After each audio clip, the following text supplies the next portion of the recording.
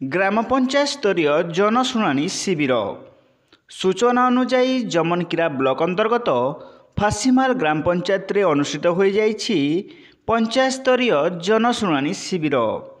ଏହି କାର୍ଯ୍ୟକ୍ରମରେ ମାନ୍ୟବର ମନ୍ତ୍ରୀ ଶ୍ରୀଯୁକ୍ତ ରବିନାରାୟଣ ନାୟକ ଉପସ୍ଥିତ ରହିଥିବା ବେଳେ ଶ୍ରୀଯୁକ୍ତ ଗୌରବମୟ ପ୍ରଧାନ କୁଚିଣ୍ଡା ଉପଜିଲ୍ଲାପାଳ, ଶ୍ରୀଯୁକ୍ତ ରବୀନ୍ଦ୍ର ସେଠୀ ଗୋଷ୍ଠୀ ଉନ୍ନୟନ ଅଧିकारी जमनकीरा, श्रीयुक्त हरेकृष्ण बरिया तहसीलदार जमनकीरा, सरपंच माधवीलता बरिया, जिला बीजेपी सभ्य सुनील मुदुली, एमपी प्रतिनिधि रमेश साहू तथा शताधिक जनसाधारण ଏହି ସଭାରେ ଉପସ୍ଥିତ ରହିଥିଲେ।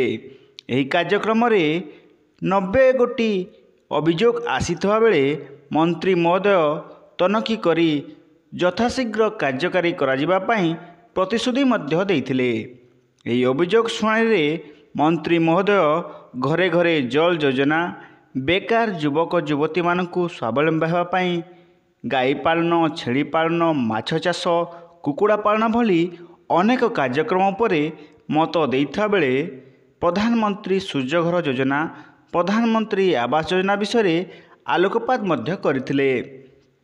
फासीमालरू हेमंत भैंसांक रिपोर्ट, संधान न्यूज। सबुठार बड़ कथा है जे प्रतिनिधि एवं जनता जो संपर्क रहा कथा से संपर्क भितर आज फासीमाल रे एक जनशुणाणी कार्यक्रम होता। ये कार्यक्रम में 75 जन हिताधिकारी ता सहित अन्यान्य जनप्रतिनिधि माने उपस्थित थे।